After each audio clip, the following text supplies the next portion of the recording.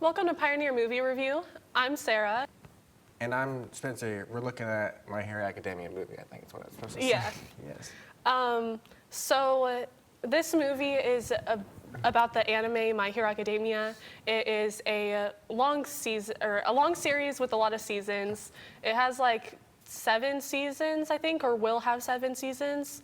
And this is one of their little spin-off movies that they have. It's not the one that is currently in theaters. It's the one that was in theaters before. So I think it was in theaters in 2022. I watched it whenever it first released, and I recently rewatched it with Spencer. So I would like to know what his opinion on it is and like roughly what it was about. Well, in my opinion, it was probably honestly one of the best anime movies I've ever watched in my life, because I started watching the actual like TV series on Netflix and I got very bored of it.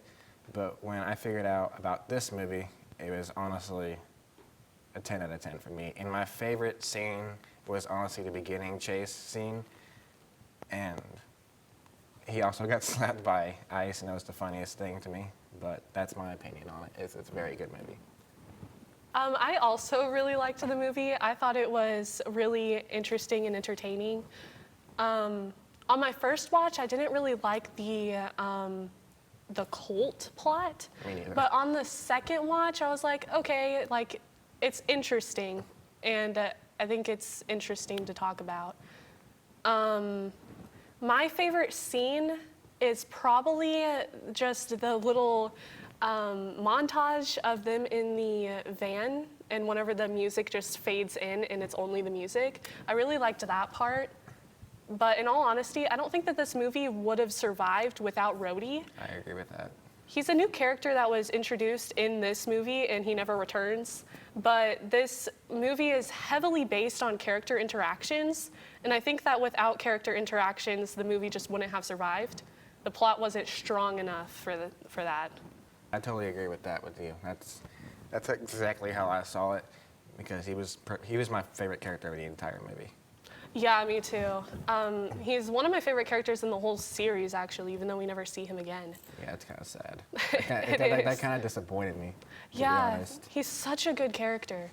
And I really like his quirk as well, because whenever you watch the movie 2 times, you know to look out for his quirk. For those that haven't watched the movie, his quirk is basically this little bird that mimics his true emotions, not the ones that he like shows, the ones that he hides.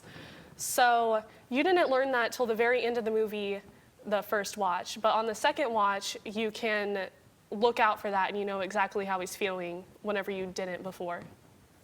I thought that was really cool. At the end of the movie, I was honestly very anxious because they were both close to death.